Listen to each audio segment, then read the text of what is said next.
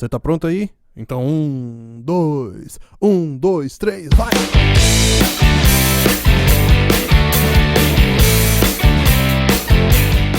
Chegamos de novo, estamos aqui. Igor, cara, eu tenho que falar pra você. Eu tenho um problema sério na minha vida que eu tenho que resolver, cara. E talvez a gente possa usar o sem gravidade pra isso, acredita? Diga, qual é esse problema, amigo? Então, rapaz, eu tenho um problema sério pra cuidar da minha própria saúde, acredita? Tá, e assim, o mais engraçado é que isso não é nem exclusivo meu, né? Isso é exclusivo da maioria dos homens modernos, que a gente se preocupa tanto com as outras coisas, a gente até esquece um pouquinho da própria saúde, né? Não, certeza. Eu tenho vários problemas com isso, cara. Mas isso se deu por causa da minha vida capitalista. Porque antes da minha vida capitalista, eu conseguia cuidar melhor da minha saúde.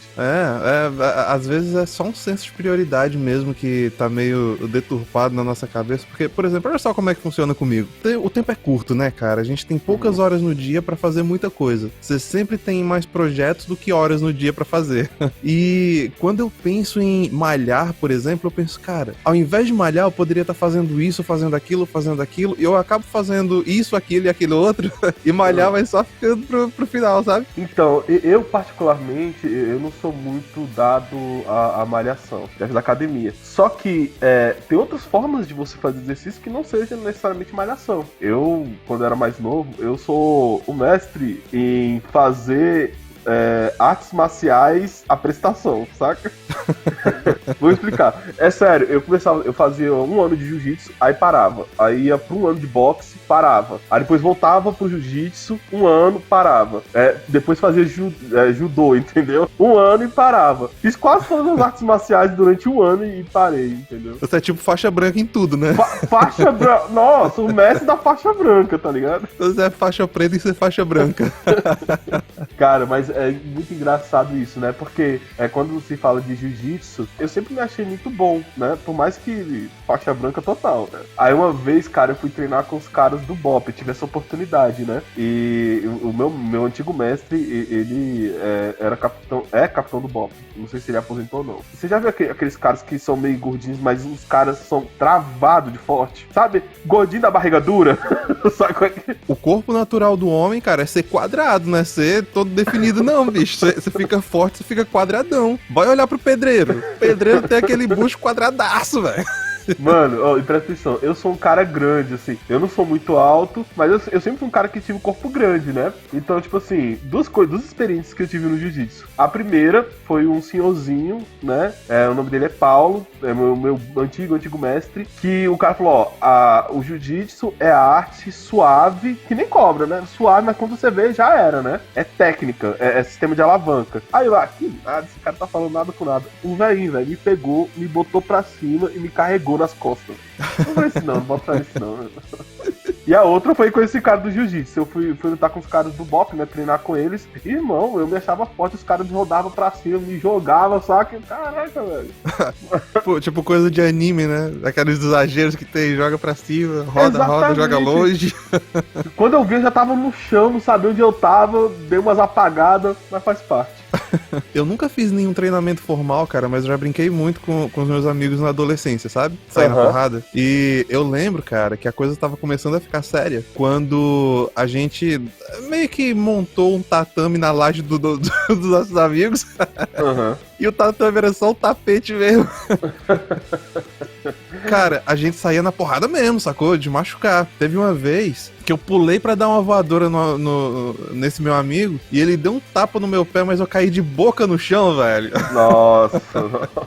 Mas esse não foi o pior. O pior foi quando outros amigos estavam...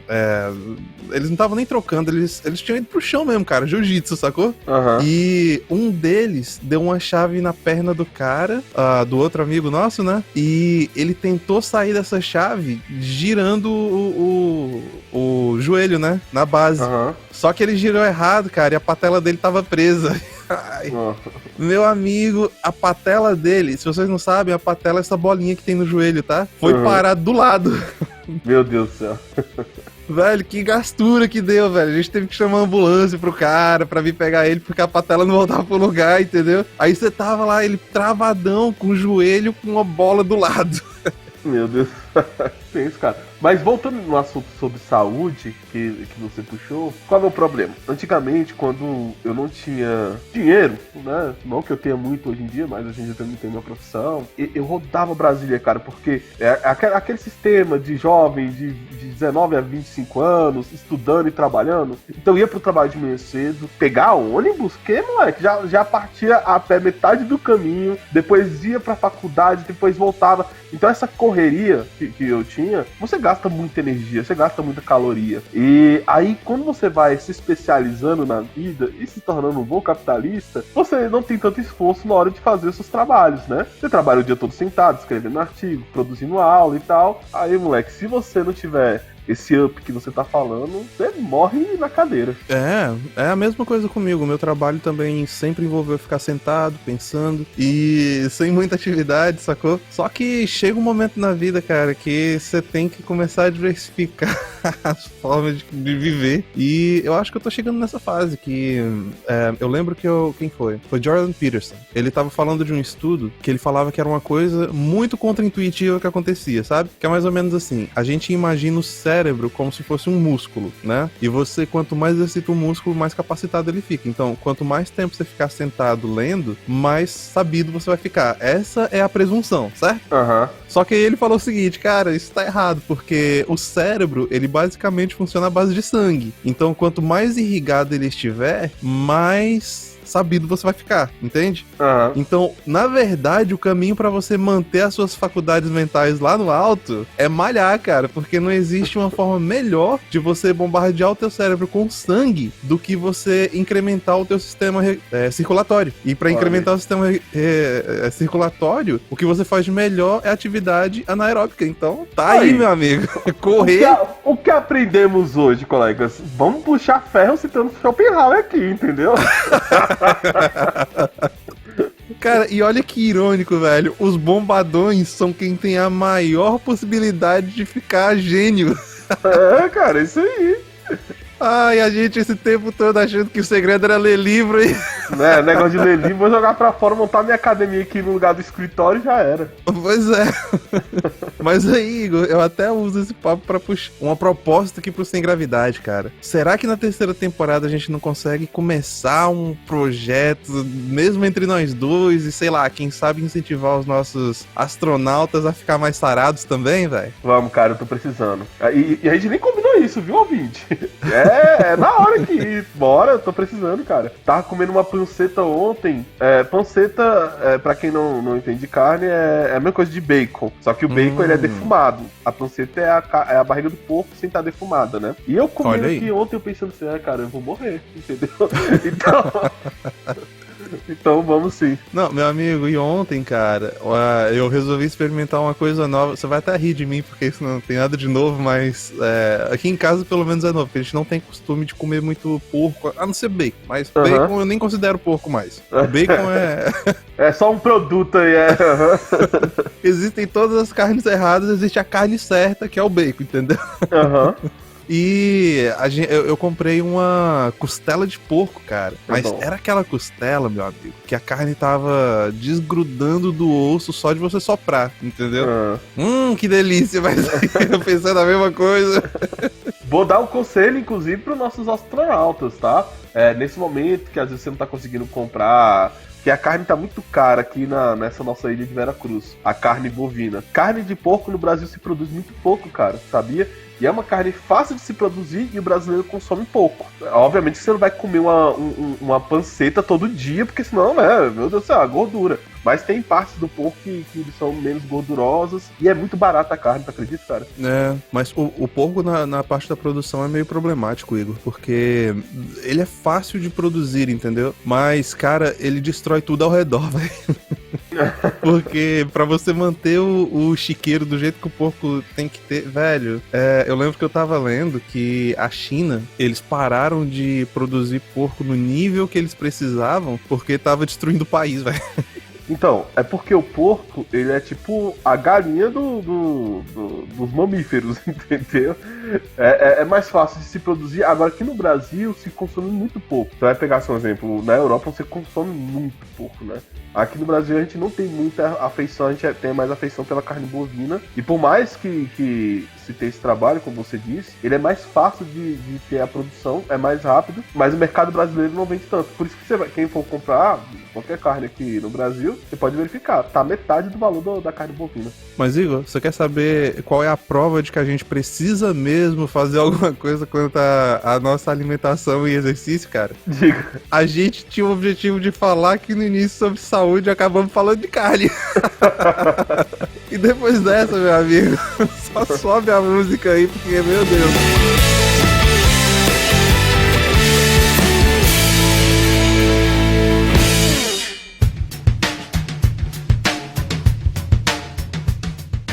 Fala, brasileirada! Aqui é o Léo Canário, seu apresentador com avatar de leão aquarelado favorito, falando diretamente da terra dos bravos e livres. Olá, aqui sou eu, o professor Igor, desbravador da filosofia do cotidiano, ou seu filósofo de botequim, falando diretamente da ilha de Vera Cruz. E este é o Sem Gravidade, o melhor podcast que você vai encontrar, pesado nas ideias e leve nas palavras. Hoje falaremos sobre C.S. Lewis. Vem com a gente que o papo vai te jogar no guarda-roupa e te mandar para outro mundo.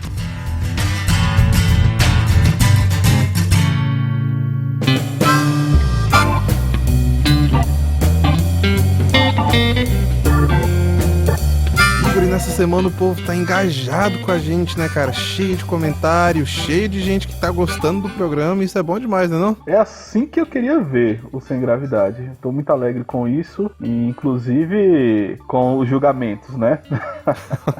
Falando em julgamentos, olha só o que a gente tem aqui, ó. Essa é pra você, viu? Tá preparado aí? Só manda. Olha só, o Rodolfo Murilo Barbosa Moura, lá no YouTube, ele comentou assim pra gente: o problema não é gostar de BBB, mas levar o BBB a sério. KKKKK.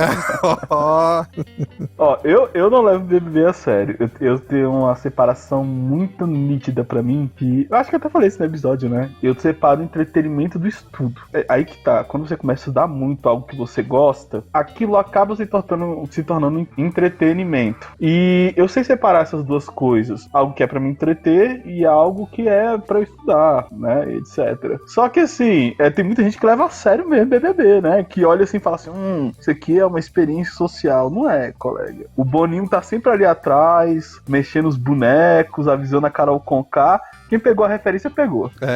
Não, e é verdade. E é engraçado, cara, que esse negócio de BBB, ele mexe muito com... Eu não vou lembrar onde eu li isso, mas é uma hipótese que eu já levo como concreta, que, na verdade, as pessoas que assistem aquele programa e se identificam com aquele negócio, na verdade, elas estão tentando viver a vida delas como se a vida delas fosse a vida da TV, tá entendendo? Você pega alguém famoso ali, e aí você se projeta naquela pessoa, e pra pessoa que tá assistindo aquilo, ela gosta justamente porque ela se sente no papel do fulano, entende? Sim, olha, se o BBB não tivesse tanta manipulação, seria sim um programa interessante, no sentido que a base dele é o livro, né? Eu não lembro se é The Big Brother ou se é Big Brother só, mas a ideia de uma sociedade que é totalmente controlada pela vigilância. Aí sim é algo interessante de se pensar, né? Que não é tão difícil do que a gente vive hoje em dia, a ideia falsa de liberdade e de sigilo, que não temos nenhum. Nunca houve uma época na história do mundo que o homem foi tão vigiado quanto hoje. Antigamente, quando você vivia no período medieval, né, no vassalorismo, você vivia ali no meio do mato, você podia, eu não estou falando que isso é certo, só estou falando que isso acontecia. Você podia matar toda a família do seu vizinho, as cabras e tudo, destruir a fazenda dele, que só iam descobrir 2 meses depois, quiçá 1 ano. Meu Deus, cara. Vamos pro exemplo menos extremo. O cara podia peidar no mato e ninguém ia ver. Não, mas eu levei pro trágico exatamente porque isso acontecia, né? Aí você não descobria quem era a pessoa. Hoje em dia, colega, tem uns amiguinhos aí que beijam a menina numa esquina e ele tem namorada, na outra esquina a namorada dele já tá sabendo, a outra menina também, as duas pegam ele de porrada. Porque não existe segredo na sociedade moderna. Assista Inimigo do Estado, ótimo filme, indicação pra vocês. E só um adendo aí, Igor, eu acho que é baseado em George Orwell, 1984, que é lá que tem o Big Brother. Né? Verdade. Mas pensei que tinha um livro separado com esse nome. Provavelmente tem. E falando de engajamento, também recebemos o comentário da Ale, com 2 S, _ Liliane. E ela comentou, ficou ótimo, ri muito. Eu acredito que ela estava falando aqui do episódio Os Trapalhões. E acredite, pra nós também foi muito gostoso de fazer e rimos demais. E inclusive as nossas conversas fora do programa, minha e do Léo, eu gargalhava, lembrando ali das sketches de humor dos caras. Cara, e fora do programa foi melhor ainda porque é sem censura, né? Aí eu consegui rir muito pra descontar as partes que eu não ri tanto. Ah, meu amigo, cara, o povo não tem ideia do quanto a gente consegue rir fora do programa. Eles acham que é só ali dentro. É muito melhor do lado de fora. E ó, já falo, vocês nunca vão saber, eu vou ficar só na curiosidade mesmo. E aí, Léo, o que mais? Olha só, a gente tem o Nego Del também, cara, que é... Olha só, Nego Del com L. Ele fala assim, legal demais esse episódio, parabéns pela pesquisa e o trabalho de vocês. Isso aqui, ele tava falando do episódio sobre pornografia. E, véi, que episódio bom. E eu agradeço muito o Alfa Pobre lá, o Adriano, né, cara, que trouxe muita informação boa e aquele episódio ali ficou muito rico. Sim, ficou. A gente conseguiu olhar de várias perspectivas a mesma situação. Eu vou ficar muito feliz se a gente conseguir fazer um segundo ou um terceiro episódio com aquele tema e com aquela profundidade. Foi bom demais. De fato. Também recebemos o comentário da Celine Ribeiro 30. Ela comentou, ouvindo agora, soube de vocês pelo @MarfinhaSummers e gostei bastante. Parabéns pelo trabalho. Nós que agradecemos a sua visita, espero que permaneça aqui com esses 2 falastrões que vos falam. E agradeço ainda mais o nosso amigo, colega, o Marfinha Summers, parceiro que já gravou um programa conosco. Pois é, acho que... Será que já foi 2? Ah, eu já nem sei mais, eu já gravei com ele já gravou com a gente. É essa mistura aí. Foram dois, acredito eu. Eu agradeço demais ao Mafinha, cara. Ele fez uma ótima campanha aí com a gente, né, cara? E trouxe novos ouvintes. Se você tá ouvindo aí e veio pelo Mafinha, fala lá pra gente. Ele vai gostar demais de saber que você chegou aqui por ele. E, inclusive, saudade de gravar com o cara, velho. O cara é gente boa demais, engraçado, sabe comentar as paradas. Vamos gravar mais pra frente. Certeza. E é isso, né, Igor? Agora a gente... Bom, hoje a gente não vai falar as redes sociais. Tô zoando. Vocês acham que a gente não vai falar, hein? A gente vai falar sim, meu amigo. É lá no Twitter, o @LeoSemGravidade, o @SemGravidade_PC. Também estamos disponíveis no Instagram através dos perfis @ProfIgorPH, @LeoSemGravidade, @SemGravidadePodcast. É importante dizer que lá no Instagram estamos bem engajados, comentamos tudo. A maioria dessas perguntas a gente tira de lá e lá é onde o negócio acontece. Nos sigam lá. É engraçado como essa rede funciona, né? Eu não consigo entender, mas honestamente, velho, nesses casos eu nem entendo, eu só aceito. Tá certo. E aí a gente tem também o Facebook, cara, facebook.com/SemGravidadePodcast. Também estamos disponíveis no YouTube, youtube.com/SemGravidadePodcast. E nós temos também as rádios, a gente tá lá na Trois FM, que é a troisfm.com, é toda quarta-feira às 8 da noite. E nós também temos a Shockwave Radio, que é shockwaveradio.com.br, e lá é toda quinta-feira às 16 horas, não percam. E como nós seguimos o conselho de Nelson Rodrigues, eu friso de novo isso, envelhecemos, também usamos e-mail, tá? Para contato comercial, para proposta, para inclusive sugerir temas, semgravidadepodcast@gmail.com. Sim, e vocês não podem esquecer do nosso site, dá uma acessada lá, dá um page view pra gente, vai lá, dá uma checada, porque ficou bonito, ficou legal, ficou bom de usar, e a gente tem também nosso... Opa, não pode falar ainda? Não, ainda não. Segredo, olha só, que será que a gente tá cozinhando? Algo muito especial pra vocês e pra nós também. Pois é, então agora que a gente deixou vocês aí morrendo de curiosidade, sobe a música.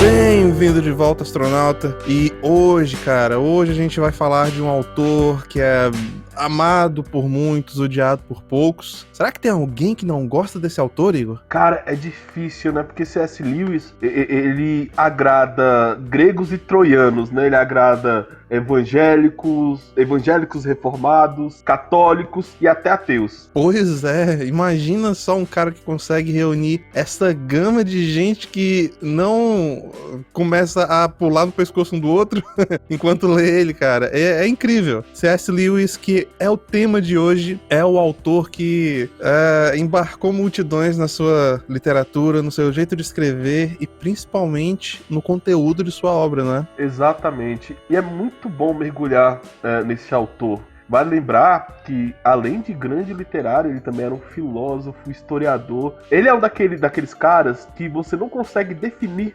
qual a área de atuação dele. Obviamente que ele sentou na cadeira, né, em Cambridge, na cadeira de literatura medieval, salvo engano. Eu faço um adendo aí ao que você falou, cara, que é engraçado isso. Tem um autor, que eu não vou lembrar agora quem é, que ele fala dos tipos de inteligência, né?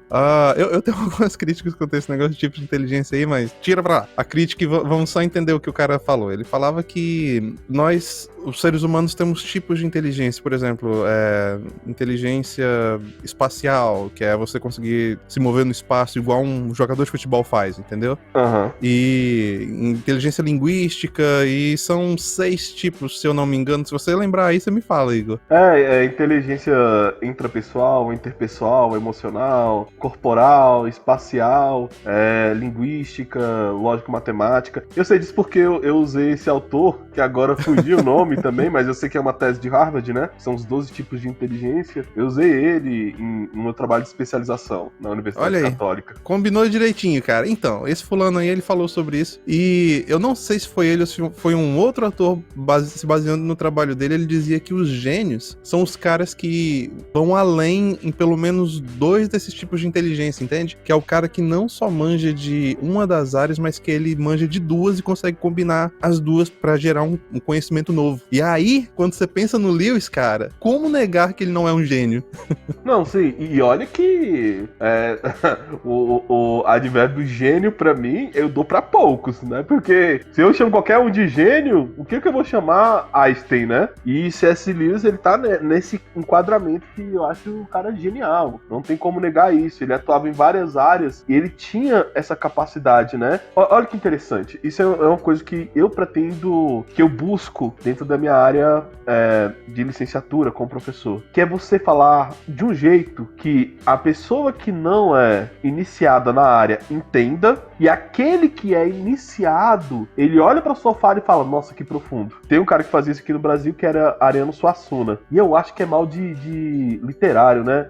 De pessoas que trabalham com a literatura, os grandes, claro. E C.S. Lewis tinha isso. Quando você vai ver alguma das suas obras, quem não é iniciado na área, seja na teologia ou na filosofia, entende o que ele quer falar, e aqueles que já são iniciados olham pra fala dele e falam, nossa, que profundo, ele tá querendo falar sobre aquilo lá, entendeu? E olha só pra dar um pouquinho de informação aí pros nossos ouvintes, o nome do C.S. Lewis era Clive Staples Lewis, velho. E, pô, eu não acho o nome muito forte não, viu? Staples, é tipo carimbo. Clive Carimbos Lewis. E dizem aí as línguas que o apelido dele era Jack, viu? Sério? Eu tava lendo uma biografia e ali dizia que o apelido dele entre os amigos era Jack. Meu Deus, meu nome é Clive, mas pode me chamar de Jack. Olha só, velho. E ele nasceu em 1898. A gente considera todos os 1800 como era vitoriano ainda, cara? Eu considero só porque sim. Não que seja. Só porque eu quero. Mas ele nasceu então na era vitoriana definida por mim e morreu lá em 1963. Teve uma vida boa, uma vida cheia de conquistas. Nasceu na Irlanda do Norte, foi amigo do Tolkien e conversou com Chesterton. Foi membro da igreja com grandes pensadores e se formou em Oxford. Tem uma cadeira de honra na universidade. Cara, esse fulano fez tudo, velho. E você esqueceu de uma parte ainda, hein?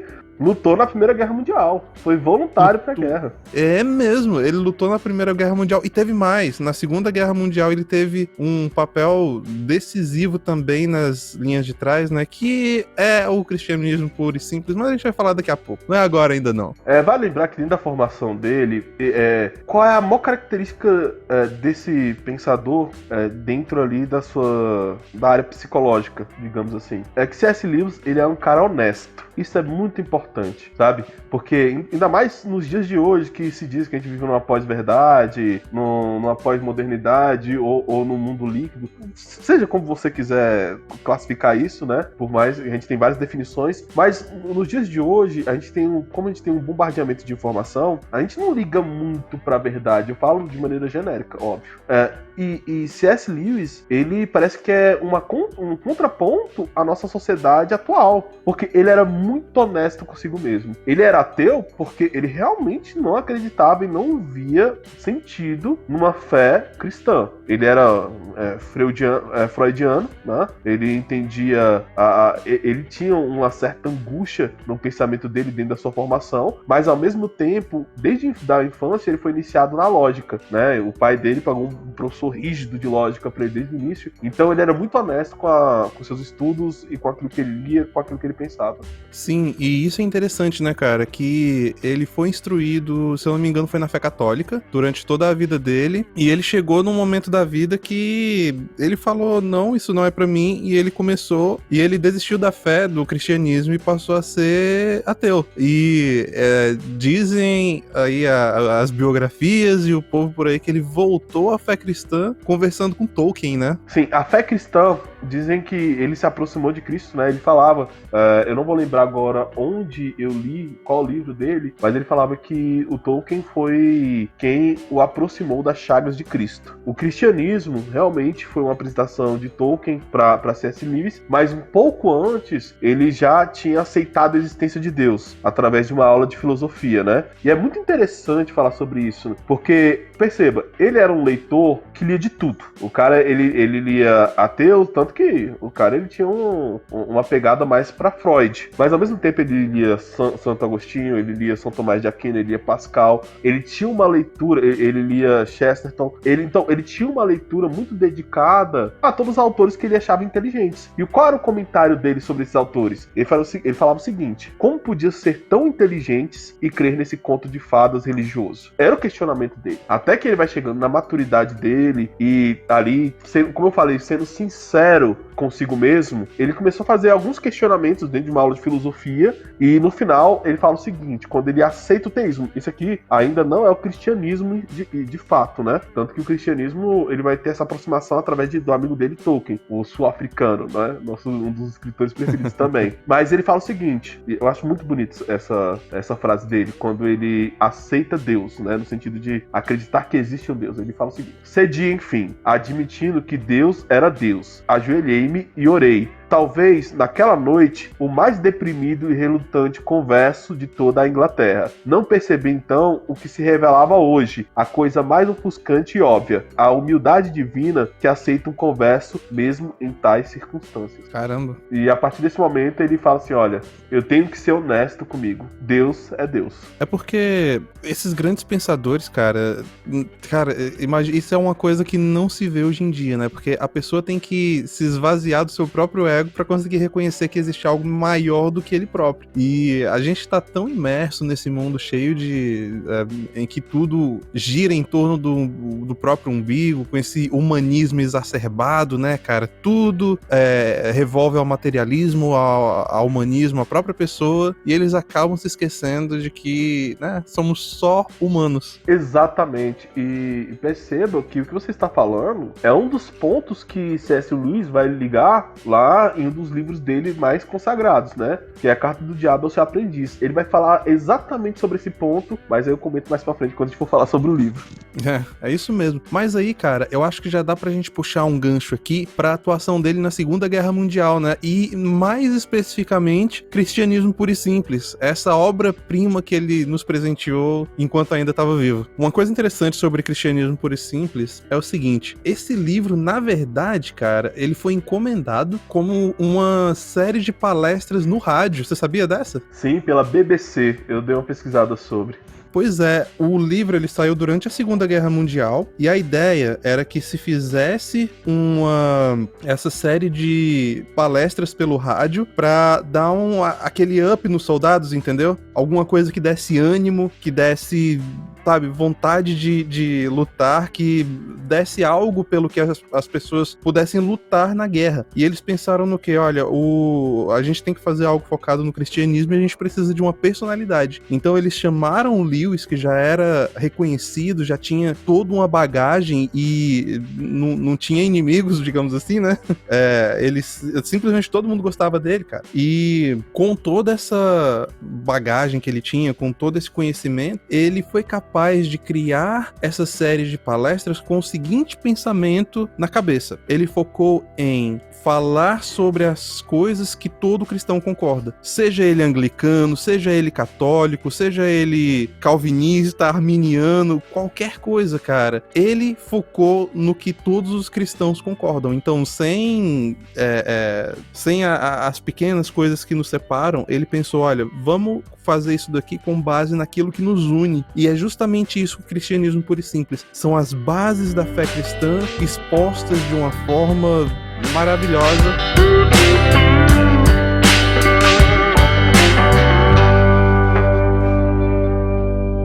Tonight, the BBC presents the first in a series of talks called Right and Wrong, A Clue to the Meaning of the Universe by C.S. Lewis. This talk is titled Common Decency. And now, Mr. Lewis.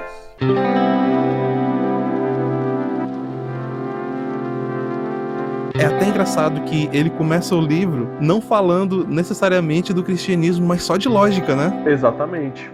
E isso é muito importante, porque, ao que parece, serve tanto para cristãos e não cristãos, mas eu penso que principalmente para não cristãos, porque ele é como se ele estivesse oferecendo, primeiro, uma cosmovisão de mundo, como vou dizer, transcendente, inicialmente, que ele começa a trabalhar como lógica, e mostrando para o não cristão o que é o cristianismo. Porque, assim, qual um dos grandes problemas que a gente tem dentro de toda a morfologia e forma cristã, estrutura cristã no mundo? É porque, às vezes, a gente fica muito preso em debates teológicos. Isso é uma das coisas que me irrita um pouco. E eu sou afinco, sabe, em estudar teologia. Eu gosto. Leio muito, né?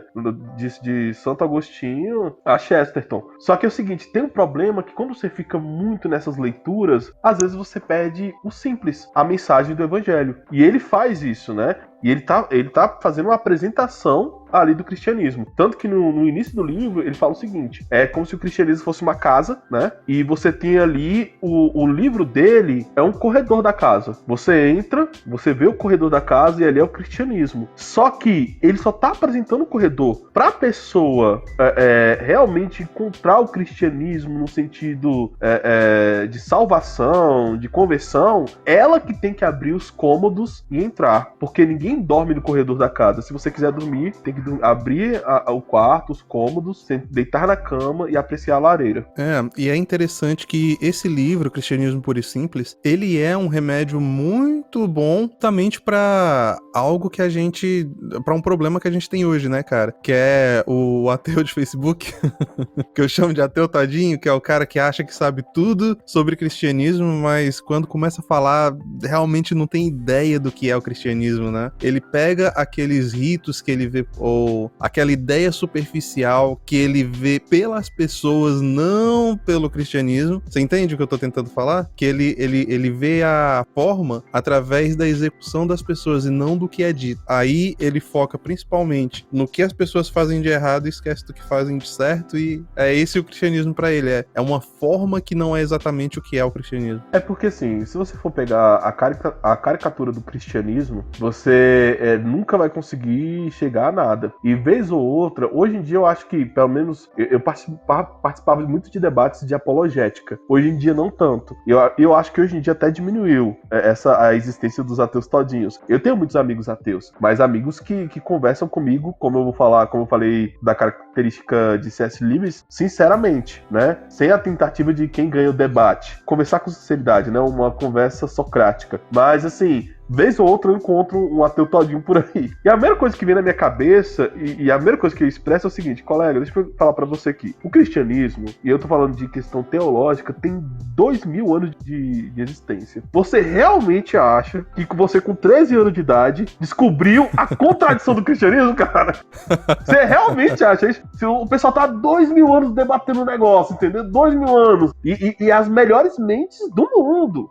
Você vai pegar lá, desde a Idade Média, tem um exemplo, a separação da Igreja Católica com a Reformada, tem muita gente que acha que foi por causa simplesmente lá das 99 teses. Mas antes disso, você teve as 97 teses, que era uma crítica de Lutero sobre a razão, que é aquele debate que a gente estava tendo offline. A crítica de Lutero primeiro era referente à razão, é um debate filosófico. Então o cristianismo, ele vem calcado nesses questionamentos, nesses debates, durante milhares de anos. Aí chega alguém com 15 anos de idade e fala, derrubei o cristianismo, é isso. Esteja refutado. Mas, cara, é verdade. E a quantidade de pessoas que ainda tá nessa não é pequena, não. E eu fico reparando, vou citar de novo aqui Jordan Peterson, porque eu acho que é uma das personalidades, uma das maiores mentes da nossa geração. E esse cara, ele chegou numa conclusão simples, cara. Eu não acho que ele seja necessariamente cristão, ou pelo menos não cristão bíblico-cêntrico, entendeu? Mas ele chegou a uma conclusão racional pra fé. Ele chegou à conclusão de que a fé, em última instância, é algo bom. É algo bom por quê? Porque você não consegue extrair um sistema moral eficiente e transgeracional, ou seja, que você consiga passar pros seus filhos, através somente da lógica. Porque a lógica, ela serve só pra resolver problemas. E quando você extrai a religião do seio da sociedade, o que te sobra é a lógica, cara. E ele até fala em uma das palestras que Nietzsche se deparou com esse problema, e Nietzsche mesmo chegou e falou, olha, a gente tem esse negócio aqui de ateísmo, de que Deus está morto, beleza. Só que se a gente não chegar a uma solução para conseguir criar um sistema moral e ético que seja transgeracional, a gente vai inevitavelmente cair no niilismo. O futuro de uma sociedade que cai no niilismo é a morte, entende? E ele falava em larga escala, cara. E o que a gente viu no século XX, das tragédias, né, que a gente debateu até no último episódio, falando sobre a construção do Canal do Mar Branco, é algo muito parecido com isso, porque você tem um sistema de governo que não vê o humano mais como sagrado, né, como criação máxima de um criador que estava interessado na sua obra, mas só como massa pra trabalhar. Então a humanidade perde esse status e vira só uma coisa. Sim, cara. É a frase de Dostoiévski, né? Quando ele fala que dentro do livro dele, acho que é Irmãos Karamazov, tem que verificar depois. Se tiver errada a referência, nossos ouvintes estão aí pra isso, né? Queria falar o seguinte, se Deus não existe, tudo é lícito. A moral, da maneira que entendemos hoje, de se preocupar com o outro, Kant tentou trabalhar alguma coisa perto disso, mas mesmo assim, pra mim, o sentido da caridade, que é o que leva a sociedade a ser o que ela é hoje em dia, é Deus. E sem Deus, se não existe o sagrado, então tudo é permitido. Por que eu não posso matar o meu colega do lado? Por que eu não posso fazer isso? Você sempre consegue racionalizar esse tipo de coisa. Se você não tem um sagrado que venha de cima pra baixo, todas as coisas no mundo são lícitas. Então você não tem bem ou mal. Tudo é o que é. Então eu posso fazer o que eu quiser. Um bom exemplo pra deixar esse ponto um pouquinho mais claro é que se a tua moral não vem de Deus, ela vai ter que vir de algum lugar. E esse lugar tem que ser uma mente racional. Mente racional é só humano. Então você vai tomar a palavra de outro homem como o seu senso de moral e ética, como o seu pêndulo pra decidir o que é certo e o que é errado. E aí, meu amigo, você acaba com o que a gente já vê por aí há séculos e séculos, que é colocando em uma personalidade todo o senso de moral, né? Você simplesmente extrai do que a pessoa falou o que é certo, o que é errado, e aquela pessoa tem os próprios interesses, né? E você tá à mercê dos interesses daquela pessoa. pessoa. Exato. E, Igor, tem um outro livro também que é muito interessante, cara, que esse eu li já faz um tempo, mas que eu lembro que me impactou muito, que é Cartas de um Diabo ao Seu Aprendiz. Cara, que título, hein? Cara, é muito bom. Isso aí eu tava revendo pra gente gravar esse episódio e arrepiado, cara, porque foi nesse livro que eu percebi essa sutileza de C.S. Lewis, né? Que é a ideia dele passar grandes ideias de maneira simples e conversar. Pra começar, que ele começa o livro argumentando pelo contrário, né? Em vez de falar de um homem olhando para o mal, ele vai falar do mal olhando para um homem, tá? Igor, Oi. mas peraí, descreve um pouquinho de como é esse livro, cara. Como é que é a estrutura dele? Tipo, quem são os personagens? Aqui é um diálogo entre o diabo, que está ensinando ao seu aprendiz. Um diabrete?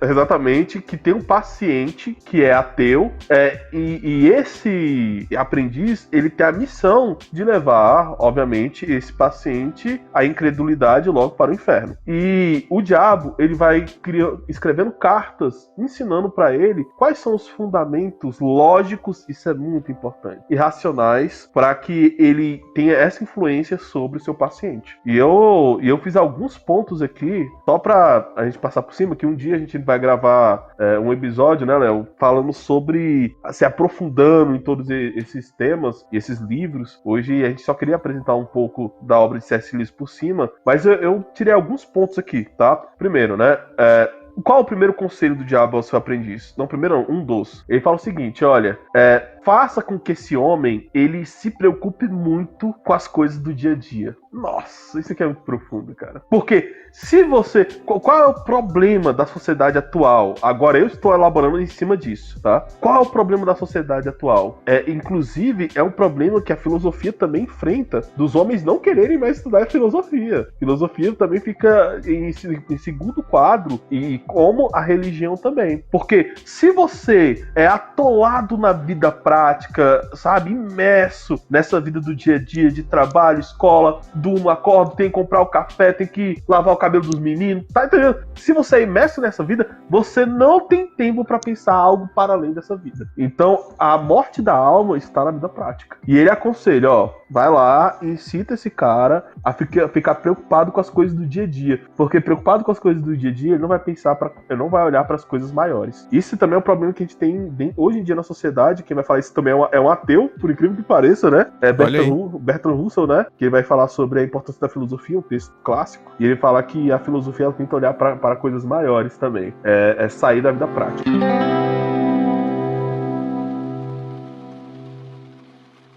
Tonight, the BBC presents the first in a series of talks called Right and Wrong, A Clue to the Meaning of the Universe by C.S. Lewis. This talk is titled Common Decency. And now, Mr. Lewis.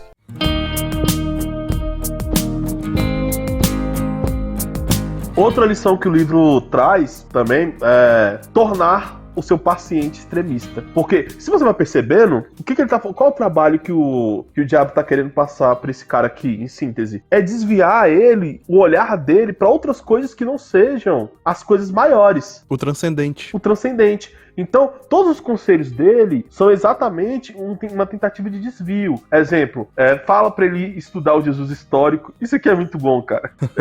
Usar o cristianismo para a política, puramente para a política, aquilo que a gente vai chamar de cristianismo cultural. Porque todas essas coisas, você vai perder o quê? A ideia do sagrado. A ideia que existem coisas para além dessa vida e resumindo o livro... Você remove o componente sobrenatural e torna tudo material, né? Material, sabe? Seco. Sabe?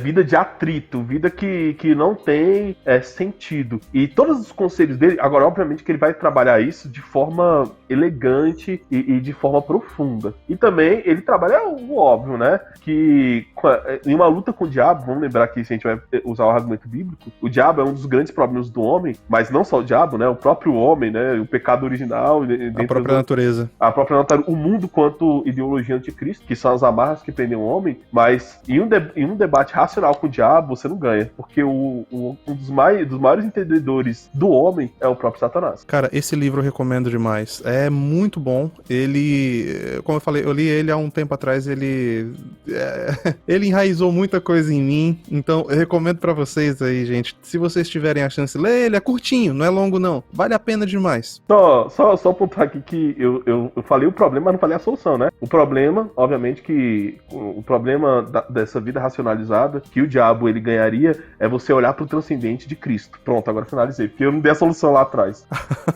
Não, é verdade. Tem que falar, né? Não, porque senão só fica assim, ai, que triste esse livro. Não, é isso que ele tá querendo apontar. Cuidado com a racionalidade dessa vida material e prática. Olhe pras coisas além dela. E a gente também não tá, assim como o Lewis, a gente não tá tentando ir pro extremo de que você deve abandonar a racionalidade, tá, gente? Exatamente. Eu não tô falando pra você largar o emprego. Não, vou viver feito doido agora. Não quero mais o racional. Pique vendedor de sonhos, eu não sei se você já leu esse livro. O cara larga tudo e vai morar como mendigo pensando nas coisas. Não é isso que eu tô aconselhando, não. Não, teve até aquele filósofo que foi pro barril, né? Caraca, qual é o nome dele, velho? Eu sempre esqueço, velho. George o Cínico. Inclusive, dizem que Chaves é um pouco inspirado nele, né? Eu já ouvi falar essa daí, então não vai virar o filósofo do barril não, tá? Exatamente.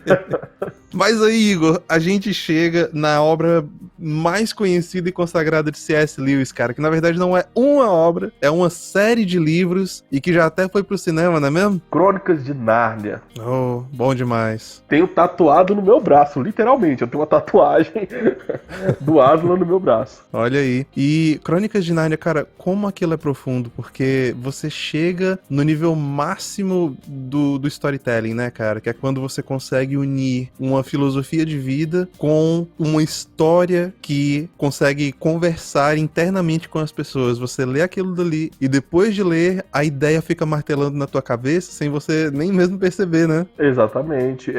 E Crônicas de Nárnia, como eu falei, por mais que ele seja um grande pensador, C.S. Lewis, eu penso, obviamente, que é isso também, né? Ele não tá querendo trazer uma grande teologia. Esses livros dele tinham um propósito evangelístico. E Crônicas de Nárnia, pra mim, é um dos maiores dele. Que é uma maneira de trazer o evangelho pras crianças, né? Que é um dos objetivos do livro. Eu acho que é o maior, cara. Eu argumento. Porque, por exemplo, quando a gente pega Cartas de um Diabo ao Seu Aprendiz, eu acho que ele é mais profundo. Uhum. Só que Nárnia é mais acessível. Sim, sim. Porque quando você pega Cartas de um Diabo ao Seu Aprendiz, ele é pra, digamos assim, pro iniciado, entendeu? Ou pelo menos pro interessado. Agora, Crônicas de Nárnia, cara, vai pro desinteressado, meu amigo. Pra alguém que tá pouco se lixando pro que Lewis acreditava ou queria passar, mas ele lê aquilo dali como uma história e ele nem se toca das profundezas que foram discutidas no livro e aquilo dali internaliza, entendeu? Sem a pessoa nem perceber. Tem uma questão de Crônicas de Nárnia que eu percebo, eu não sei se foi essa impressão, porque quando eu assisti Crônicas de Nárnia a primeira vez, eu não conhecia C.S. Lewis. Eu tô falando do filme mesmo, não tô falando dos livros. E quando eu assisti a primeira vez, eu percebi algumas similaridades com o Evangelho, porque é tão sutil que você percebe mais ali no final. Quando você vê ali o Aslan falando assim, olha, no seu mundo eu tenho outro nome, me procure nele. Peraí, cara, esse cara mandou alguma mensagem aqui pra mim, peraí. Você entendeu o que ele tá falando aqui, entendeu? Clicou. Opa, peraí, cara, entendeu? Não, cara, então vamos colocar algumas informações sobre os livros e os filmes aí pra galera, né? Vai lá. Primeiro, são 7 livros, tá, gente? O povo acha que é pouca coisa, mas não, são 7 livros. E desses 7 livros, eles fizeram filmes até agora só sobre 3. E vejam só, eles nem fizeram sobre o primeiro ainda. Todo mundo acha que o Leão, a Feiticeira e o Guarda-Roupa é o primeiro livro, mas não é não. Sabia dessa, cara? Não. Não, eu te pergunto por um motivo específico, Igor. Eu fiquei muito puto porque enquanto eu tava fazendo pesquisa pra esse episódio aqui, cara, eu vi em várias fontes, mas várias fontes, gente falando que o Leão, a Feiticeira e o Guarda-Roupa era referente ao primeiro livro. Eu falei, não, seus burros, vocês nem leram os livros pra escrever a matéria, bando de tapado, jornalistas. Só dando, então, aí uma informação pra galera, pra que vocês não sejam iguais a esses jornalistas. Gente, o primeiro livro da série de Nárnia é O Sobrinho do Mago. E é uma referência direta, mas diretíssima ao Gênesis da Bíblia, sabia? Olha aí, cara, não sabia. Ó, pra você ver como esse negócio é uma referência tão profunda assim ao Gênesis, você tem uma maçã que o Aslan fala pra feiticeira não comer, ela come e se lasca. Só que o Aslan, depois ele entrega essa maçã pro garoto, né, que tava vivendo a aventura, que é o Dickory, pra curar a mãe dele, entende? Então, assim como a gente tem a metáfora do conhecimento proibido na Bíblia, você tem também aqui a metáfora do conhecimento dado, né? E que o conhecimento dado, ele é uma coisa boa, enquanto que o conhecimento proibido é algo ruim, entende? Aquilo que não é seu e que você toma é ruim, mas aquilo que é te dado faz o bem. E aí, o mais interessante, no Leão, a Feiticeira e o Guarda-Roupa, a passagem deles pra Nárnia é o guarda-roupa, certo? Aham. Mas sabe da onde veio a madeira que fez esse guarda-roupa? Da árvore. Da árvore que nasceu do fruto dessa maçã. Porque depois de dar pra mãe dele, ele plantou no quintal. Não, continue. Tá bom, né? Não, mas cara, então, são 7 livros. O primeiro é esse, O Sobrinho do Mago, que é uma referência direta ao Gênesis. E depois a gente vem com o Leão, a Feiticeira e o Guarda-Roupa, que tem os personagens que a gente já conhece e ama, né? Que é o Peter, a Susan, o Edmund e a Lucy, que são os 4 irmãos, que se tornam os 4 reis de Nárnia. A gente tem, cara, logo depois uma outra história muito boa também, que é O Cavalo e o Seu Menino, que é uma referência direta a Moisés, veja só. Conta a história de Shasta, que é um escravo numa terra do sul, que ele foge para a terra prometida, tô fazendo aspas aqui aqui no ar, e ele encontra com Aslan em um monte, olha só. Olha aí. Em seguida a gente tem o Príncipe Caspian, que é uma referência a... Enfim, tem muita coisa ali no Príncipe Caspian. Tem apostasia, tem conquistadores que tentam eliminar os costumes narnianos, e aí a gente entra no tema quente.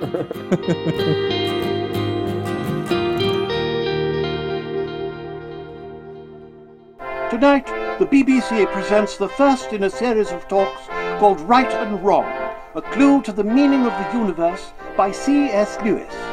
This talk is titled Common Decency. And now, Mr. Lewis.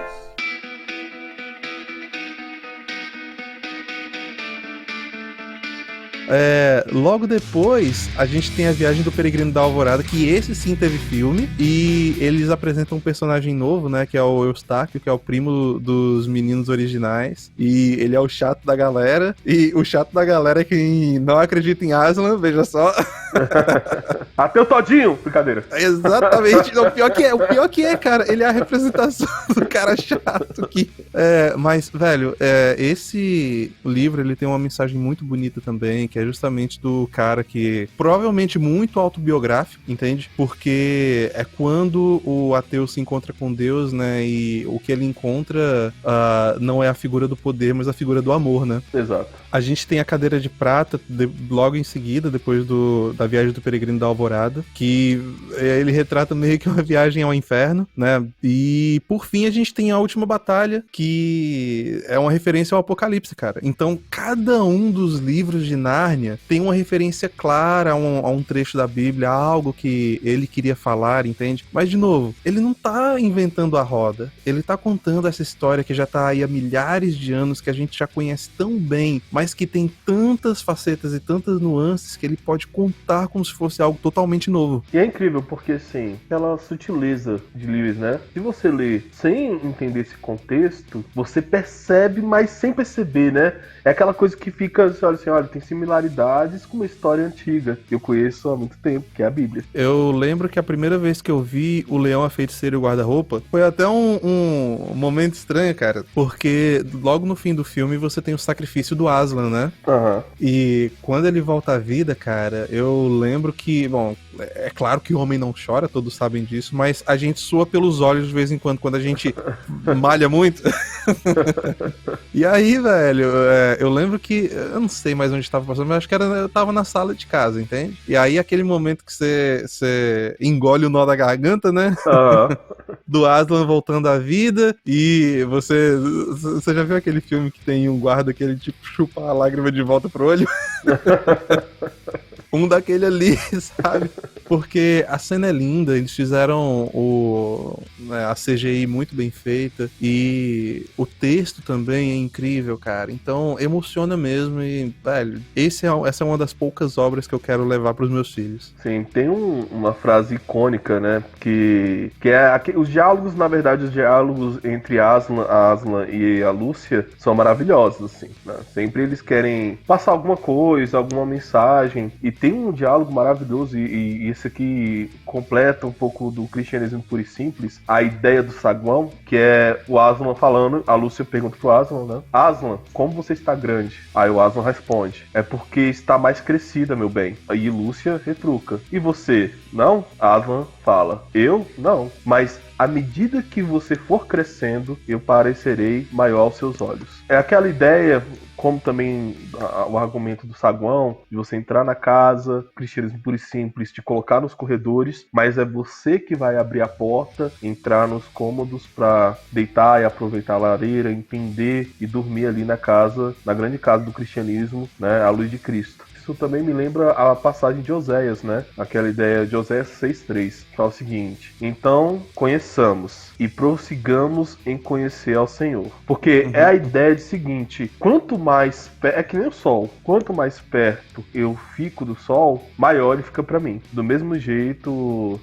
a imagem do imolado na eternidade, né? Sim, e é interessante nessa obra, cara, que cada uma das crianças é um arquétipo, entende? Por exemplo, você tem a Lucy, que ela é o arquétipo da inocência, né? E quando ele fala de crescimento, é isso, cara, é que ela tá crescendo e ela tá enxergando o Aslan através da inocência de criança dela, mas ela continua em conhecer. Aí você tem o lado oposto, cara, que é lindo também, que é o Edmundo, que ele é o arquétipo do pecador. Olha só, durante a trajetória dele no filme lá, O Leão, a Feiticeira e o Guarda-Roupa, ele, dos 4, é aquele que se rende ao mal, né? Mas enquanto a gente vê em outras histórias, né, medievais, qualquer história que retrate a trajetória do herói, né? Você vê que o cara que traiu, geralmente ele não volta. Mas no caso do Edmundo, ele vai pro lado do mal, ele se alia à feiticeira, só que ele volta, cara. E a primeira pessoa que ele conversa quando ele volta é com o Aslan. E quando o Aslan vem apresentar ele aos irmãos dele, ele fala assim: olha, não tem necessidade nenhuma de conversar sobre o que já passou. A partir de agora, o que vale é a partir de agora, entende? Por quê? Porque ele entendeu,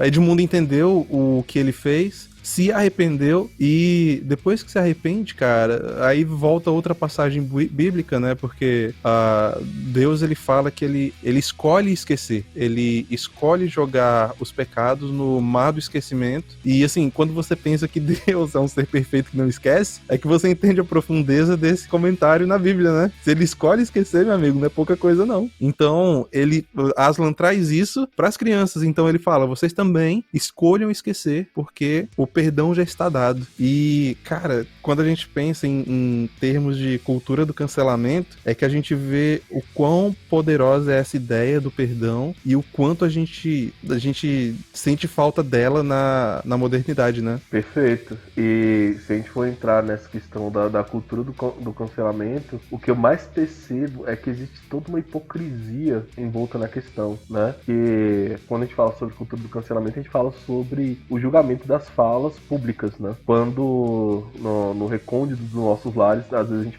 falamos coisas bem piores do que aqueles que estão à mostra. Obviamente que eu não tô falando que a gente tem que ficar apoiando o erro de ninguém e nem ficar passando pano, usar uma linguagem moderna. Mas eu tô falando o seguinte, de você achar que o outro é o maior dos pecadores quando o seu pecado tá escondido dentro da penumbra do seu lar, né? E cara, quando você... É porque assim, eu acho que as pessoas, elas pararam de pensar nesse nível e eles meio que esse mundo moderno meio que degringolou numa espiral da burrice, sabe? Porque elas não pensam que elas mesmas vão falhar em algum momento. Quando elas colocam o nível de cobrança tão alto, elas não imaginam que elas mesmas vão cair nele, sabe? Mas vão. E se você tem um nível de cobrança tão alto, tem a possibilidade do perdão, cara, é só uma questão de tempo até você se lascar também, né? Sim, cara, e também chegar a uma vida que não existe.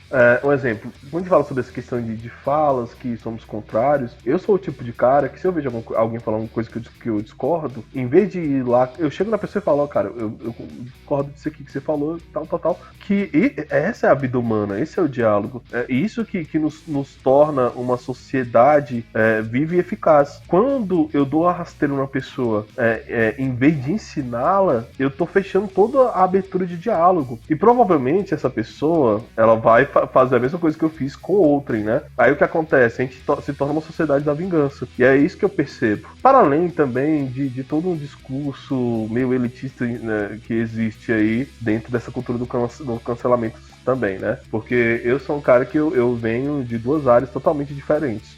Eu venho de uma área mais acadêmica, mas também eu trabalhei boa parte da minha vida e hoje em dia ainda convivo muito com os caminhoneiros e trabalhadores braçais de forma geral. E quando a gente vê o mundo, né, como ele é para além das nossas bolhas de convivência, a gente percebe toda a hipocrisia que acontece no julgamento público. Porque as nossas conversas privadas, às vezes, elas têm muito mais defeitos do que as conversas públicas que nós julgamos. E no fim das contas, cara, eu acho que a lição final que fica desse episódio, que se é que a gente tem direito de dar qualquer lição, olha só, mas que C.S. Lewis está mais atual do que nunca. Eu acho que você, astronauta, devia dar uma chance pra leitura, hein? E eu garanto pra você, é impossível ler C.S. Lewis sem se arrepiar pelo menos de 10 em 10 minutos. Essa é a impressão que eu tenho. Sabe, é quando você lê aquela frase que o seu corpo todo estremece? Não perca essa oportunidade, astronauta. Vai lá, garanto, sucesso.